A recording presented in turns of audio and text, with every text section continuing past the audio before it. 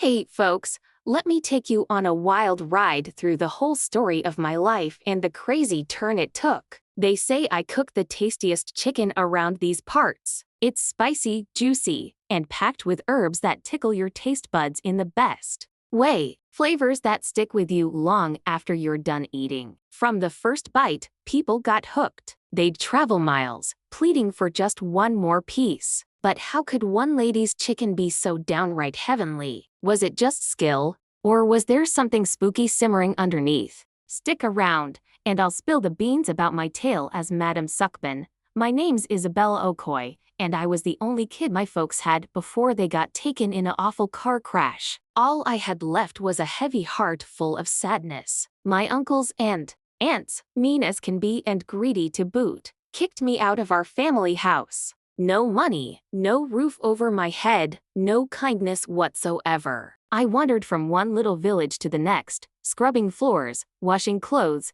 taking any job that'd put food in my belly. For months, I scraped by on scraps and hope, sleeping wherever the night dropped me, until I stumbled into Omachi, a village miles away from anything familiar. I figured I'd rent a room and start fresh, but the landlord didn't care. If you ain't got cash, you ain't staying. Even a goat needs rent money, they said. I begged, I pleaded, but nobody gave a hoot. I was a stranger here, in Omachi. Outsiders might as well be invisible. Tears filled my eyes as I trudged through the village, worn out and broken. The sky was turning dark, and my hope was fading fast. I had no place left to turn, so I headed toward the village river. All I wanted was to wash off the day's dirt before night hit. As I got close to the water, something caught my attention. There was a house, small, quiet, sitting right by the riverbank. It looked old but not falling apart, empty yet not lifeless. Who'd leave a whole house just sitting here? I mumbled to myself. My heart thumped as I stepped closer. The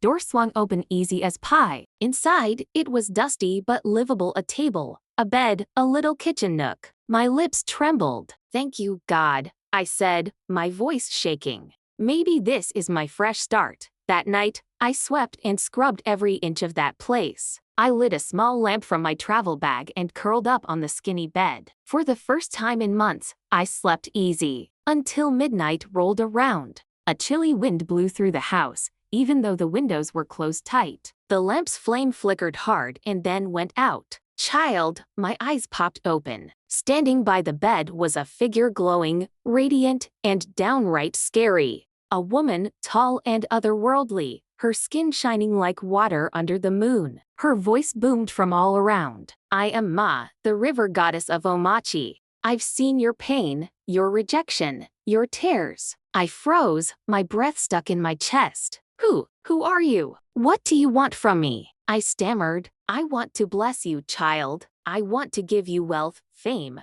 power, a life of glory right here. But there's a catch." Ma's voice turned deep. "By morning, part of this house will turn into a restaurant, beautiful and bright. Outside, you'll find bags full of chicken, spices, oil, and drinks. Every day I'll provide. Your job's simple. Cook. Make that chicken so good folks can't resist. Fry it with peppers and onions. Season it big. The smell alone will pull people in from miles around. Feed them. Give them the chicken. Give them the drinks. And as they eat, I will feed. Their life force will flow into the river. You'll thrive as they fade. You'll rise as they drop." I sat up, staring at the goddess with wide eyes. My mind was spinning. These villagers had mocked me, turned their backs on me, let me suffer. Now someone wanted to lift me up, make me strong, make me count. A slow smile crept across my face. "Yes," I said, my voice cold. "I accept. I want the wealth. I want the fame. I want them begging at my feet. Let them pay for snubbing me." Ma's eyes sparkled. "Good. Welcome to the land of Omachi, my daughter." And just like that, she was gone. Outside, the river rippled like it had overheard every word. Well, folks, let me tell you about the crazy morning I woke up to, smelling something like hope and hearing the world shift around me. That shaky little house by the Omachi River? It wasn't shaky anymore. Just like that river goddess Yumirima promised, It had turned into something special overnight. The living room was now a fancy restaurant with shiny wooden floors, tables set up neat with classy chairs, and curtains swaying with the morning wind. The old kitchen? Man, it was like a cook's paradise now, smooth countertops, spotless tools. Spices lined up like troops, and pots gleaming like they were brand new. But what really knocked the wind out of me was outside. Right by the riverbank, there was this grill station, tall, black, and built like it came straight from the heavens. Underneath, glowing coals crackled softly, giving off a steady, warm heat. No smoke, no sparks, just a fire that seemed to know its job. Around it were sacks full of fresh chicken, plump, cleaned, and ready to go, plus crates of drinks, cold as ice, sweating in the hot Omachi sun. No fridge, no cooler, just magic keeping them chilled. I didn't question it. I just grinned and said to myself, let's get started. I handled that chicken with care, humming a little tune as I worked. Then came the seasoning: thick pepper paste, garlic, ginger, chopped onions, dried herbs, a drizzle of palm oil, and some weird black powder with a smoky smell I couldn't place. I marinated that chicken in quiet, rubbing the spicy mix all over, letting it sink in like some kind of ceremony. When I laid the first batch on the grill, it hit right away, a deep, satisfying sizzle. The meat jumped on the grates as the heat brought it to life. The oil popped, the pepper roasted, and thick, fragrant steam rose up like sacred smoke, drifting across the air. Two girls carrying water nearby froze in their tracks. Jesus, what's that smell? Amara said, her eyes big as saucers. Her friend Chisholm blinked and said, chicken, roasted and fried. I don't even know, but my gut's telling me it's juicy. She sniffed like a hunting dog. We gotta taste that. Let's go now.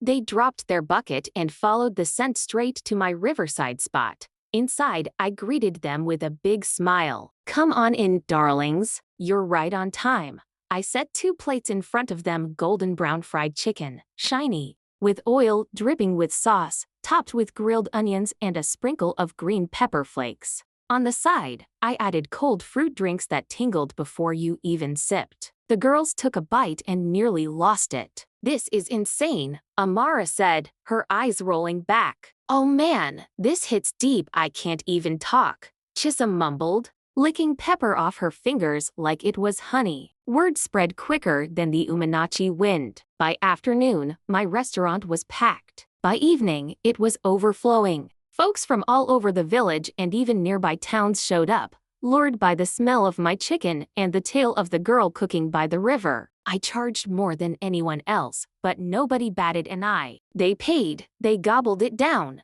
they came back for more. That night, I sat on my bed counting stacks of naira, my hands trembling with shock. All this in one day? I whispered to myself. So this is what wealth feels like. I love it. I deserve this. The days rolled into 2 weeks, and my name flew faster than the breeze. You gotta try that chicken by the river, cold drinks, hot pepper. You'll feel like a king. Even travelers from other towns came hunting for Madame River chicken. As they started calling me, men flirted, women begged for my recipe, kids asked to lick the bones, but I just smiled. It's a gift from the gods, I'd say. They chuckled, not knowing I meant every word. Within a month, I built a mansion right in the village center, bought myself a slick black sport utility vehicle that turned heads and sparked gossip. My restaurant became the heartbeat of the place. I was the girl everyone wanted to be and the woman nobody dared cross. I started dreaming big, maybe expanding to Lagos. One night, I lay in bed, picturing lounges, new brands, even a clothing line. I'm not just rich and powerful now, I told myself. I've done enough here. That night, as I dreamed of skyscrapers and empires, the air in my room turned cold, still, and heavy. The shadows started moving. I know what you're thinking, Isabella, a voice said. I jolted upright. There, right in the middle of my room, stood Myrma, her eyes shining like river rocks. Her voice wasn't that gentle tone anymore. It hit me like a crashing wave, sharp and loud. You want to leave? You want to break our deal? Take your world and go. I sat up straighter, standing my ground. You promised me riches, goddess, and you delivered. I'm thankful, But now I want to start a new business in a bigger city. I've done what you asked. They come, they eat. I hand them over to you. I've held up my end. Quiet, Murma thundered, and the walls shook. Water burst out of her flower vases, splashing everywhere. I shrank back a little. I gave you this wealth for a reason. You haven't finished serving it. You want to try leaving?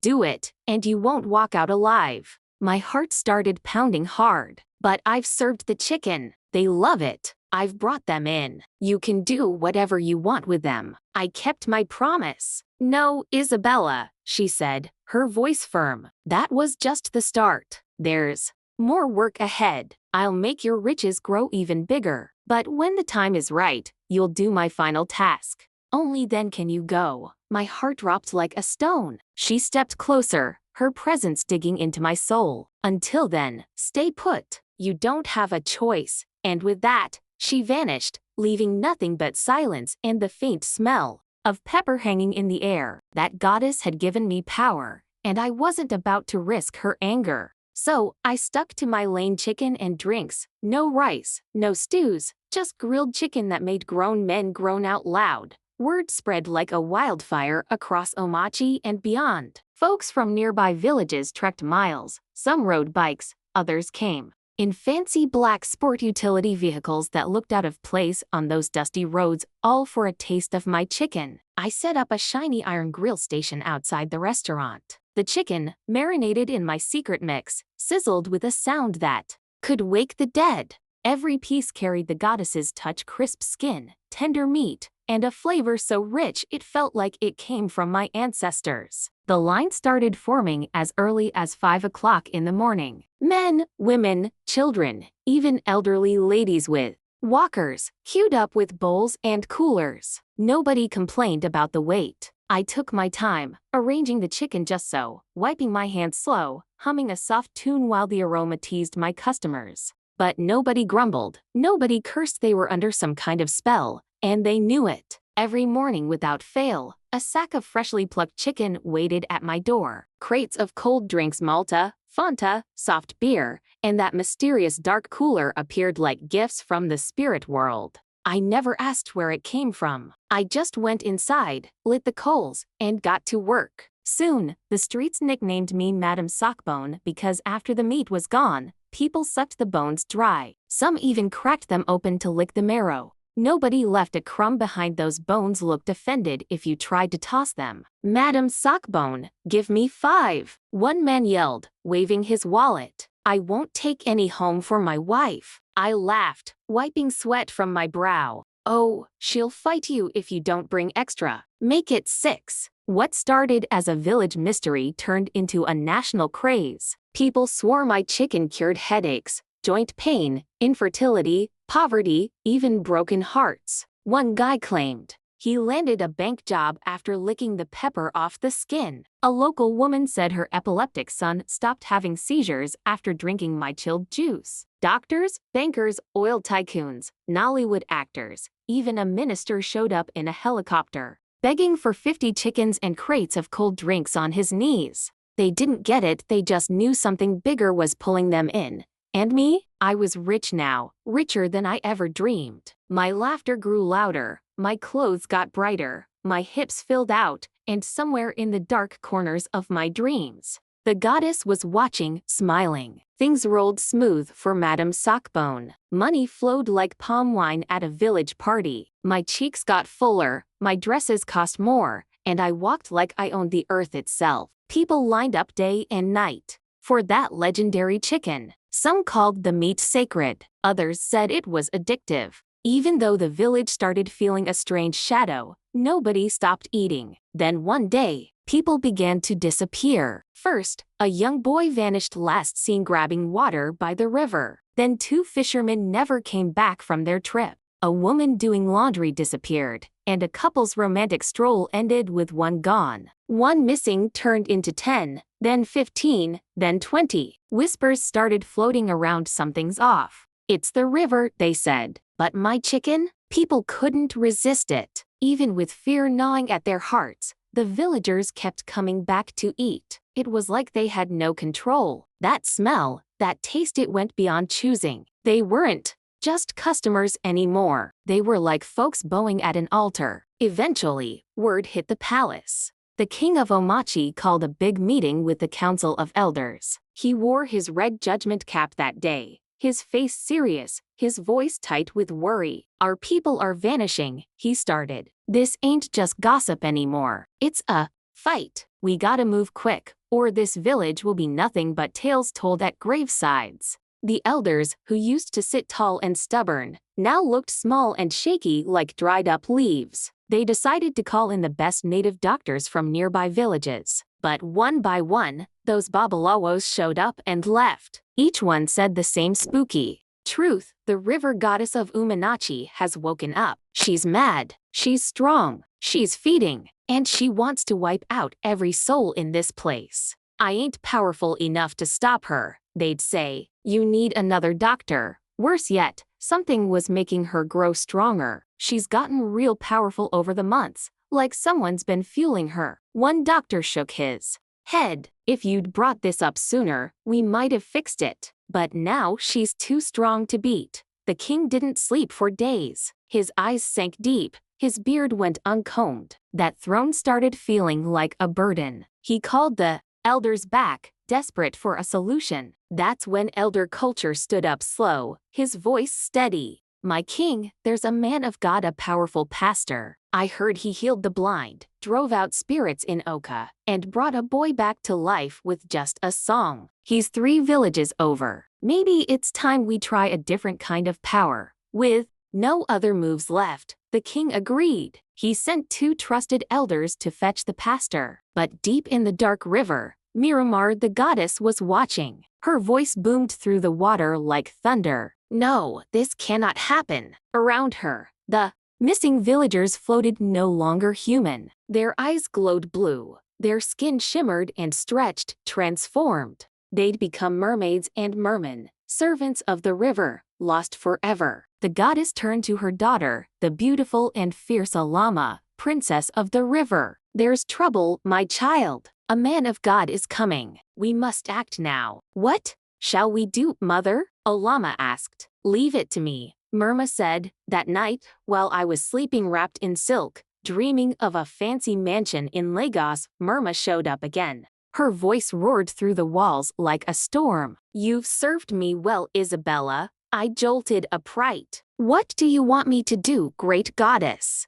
I asked. It's time to fulfill my final command, she said, her voice echoing. Before I could answer, a huge sack of chicken appeared. The skin glistened unnaturally, almost golden. The air around it buzzed like lightning. This wasn't regular poultry, this was divine. This is the last time you'll get a delivery, the river goddess said. This is special chicken. Prepare it at dawn. Serve it to every single villager. But this time, take no money. It'll be free for all, a feast, a final gift. I blinked. Free? But why? Because they'll eat happily. The poor who couldn't pay before will rush in. The proud will bow down. And when they do, when they all eat this last chicken, they'll belong to me forever. They'll sink into my depths, into my kingdom. I'll rule this land from below. And you, my daughter, will be free, rich, untouchable. Start your new life. No one will stop you. My heart pounded like a drum at a masquerade. You mean I can finally leave for real? Yes, she smiled. Her teeth sparkled in the moonlight, her eyes gleaming with wild hunger. Then I'll prepare it with joy. Good, she said. Make it delicious. Load it with pepper. Let the smell pull them in like flies to honey. Let them eat their fate with their own hands. This will be the last chicken they ever taste. And just like that, Murma disappeared, leaving me staring at that sacred sack of doom. I got up, walked to my grill station, and started planning the feast that would change everything forever. Hey, folks, let me take you through the next wild turn in my story. The pastor, he just stood there for a bit, eyeing the elder's tail like he was sizing it up. Then he spoke up. I had other plans, but something's pulling me. I'll come with you to your village. The elders let out a sigh of relief. By dawn, we were on our way. That old, shaky pickup truck of his rattled down the red, dusty road to Omachi. but it moved like some divine wind was carrying it along. Right at 6:30 in the morning, we pulled up to the king's palace. Before the king could even open his mouth, Pastor Obi stood tall and boomed, "Something awful's about to hit this village if we don't stop it now. Omachi's gonna be erased from the map. We gotta head to the river right this second." Nobody dared argue with him. Meanwhile, down by the riverbank, I was already setting up my grill station. That sleek iron stand sat steady over glowing red coals. Smoke curled upward as the smell of marinated chicken spread through the air. Villagers were already lining up, licking their lips, starving for my famous roast. The meat sizzled, the chicken skin puffed up and shone with oil. I grinned as I flipped a thigh. Just as I was about to serve, the crowd split open. Pastor Oira stormed in. "Stop," he roared. "Nobody touch that chicken. It's cursed." Gasps rippled through the crowd. I blinked, playing shocked like I'd been falsely accused. "Pastor, what are you saying? I've been feeding this village for months. Nobody's complained before. Are you okay?" But Pastor Ober's eyes blazed with something holy. "You know exactly what I mean. You demon in disguise, confess now and save yourself from ruin." My smile slipped. "I don't know what you're talking about," I mumbled, but my voice trembled. The pastor didn't wait another moment. He lifted his Bible and started praying in loud, powerful tongues. The ground shook beneath us. I dropped to my knees, screaming, my voice sounding more like a beast than a person.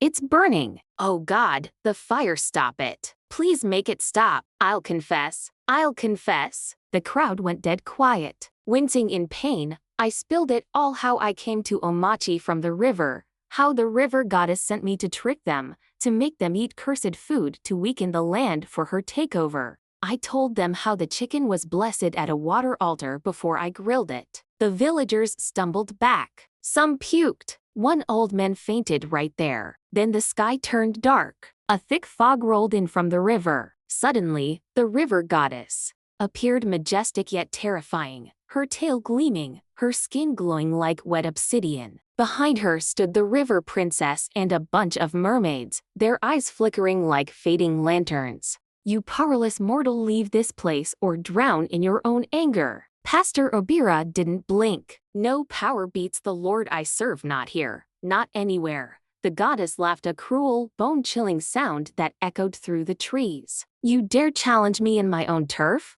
You're either crazy brave or just plain dumb, but your foolishness will be your end." Without warning, all the river spirits raised their hands and hit him with a blinding blast. But the pastor held his Bible high and shouted with all his might, "Let God arise." A blinding light exploded out. The mermaids shrieked and vanished one by one. The river kingdom started crumbling, its stones split. The waters turned black and wild. Only the goddess remained. Furious, she screamed, "How dare you! Now feel my full wrath." She struck him again, this time with everything she had. The pastor yelled in agony, dropping to one knee, but then with fire in his eyes, he smacked her with his Bible. A thunderbolt crashed from the sky. The river goddess wailed in pain. And then poof, she vanished in a puff of smoke. Tears were pouring down my face as I spilled my guts, telling the pastor how I ended up like this. They hated me, mocked me. The pain, the anger, and the greed turned my heart hard, and that's how I fell into her hands, I said. The pastor didn't even flinch. With a calm, strong grip, he pressed his hand firm on my head, driving out every dark force that had used me as a tool. "Even the purest hearts can get twisted by pain and greed," he said loud and clear. "But God's mercy outshines any curse." I collapsed, quiet, empty, and finally free. But the fight wasn't done yet. The pastor got up and headed to the palace. He stood before the king and the elders, their faces pale as they started to get it. Then he spoke, his voice heavy. "Let me tell you what your ancestors did 100 years ago. Omachi wasn't always a peaceful place. Back in those old days, they had a creepy tradition. Every firstborn son got sacrificed to the river goddess. when he turned 18. In return, the village got good harvests, wealth, and power. The people of Omachi stuck to this, even though it wrecked a lot of them, especially families with just one son. When that only boy was killed, their family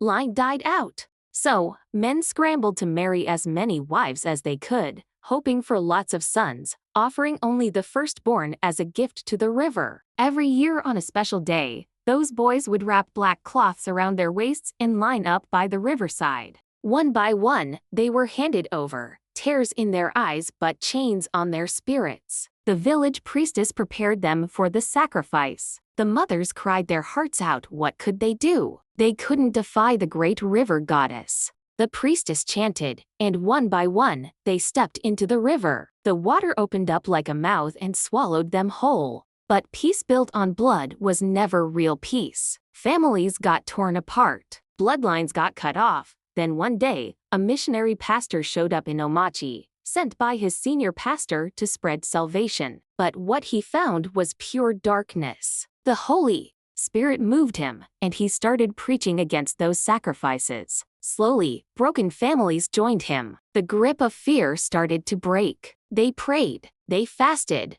and on the next sacrifice day, not a single son went into the river. The goddess, furious, rose from the water and tried to crush the village. But that pastor stood firm, calling on heaven's power. There was a big showdown, and she was beaten. But before she sank back into the depths, she screamed, "One day I'll return. I'll come back stronger, and I'll have my revenge. Your souls will pay." Then she vanished into the river. The villagers were scared stiff, but the pastor told them nothing would happen, so they kept living, praising God for saving them. Back to now, the pastor locked eyes with the king. She came back through Isabella. She was ready for revenge, and Isabella showed up at just the right time. That spirit fed on her pain. But now, we gotta make sure she never comes back. The pastor ordered the villagers to start a full cleansing of Omachi. He prayed over incense, and the men lit it on stands at every corner of the village. Thick holy smoke rose up to wipe out every bit of darkness. He blessed water with salt and told everyone to sprinkle it all over every house,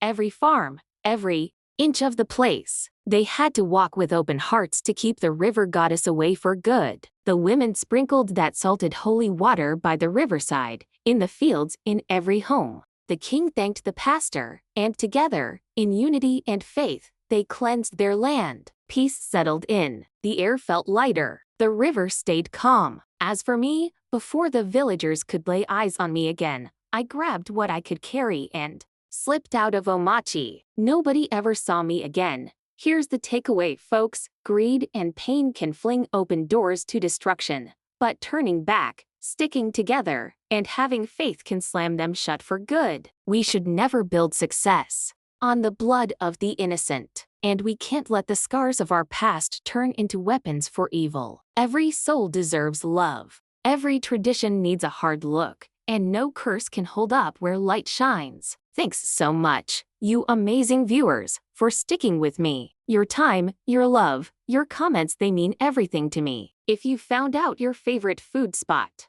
one that changed your life, was tied to something dark and spiritual, would you spill the secret and shut it down? Or keep quiet and keep eating because of what you're getting? I'd love to hear your thoughts in the comments. Don't forget to like, share, and subscribe if you haven't already. Every view keeps this story rolling, and your support keeps the fire going. See you next time.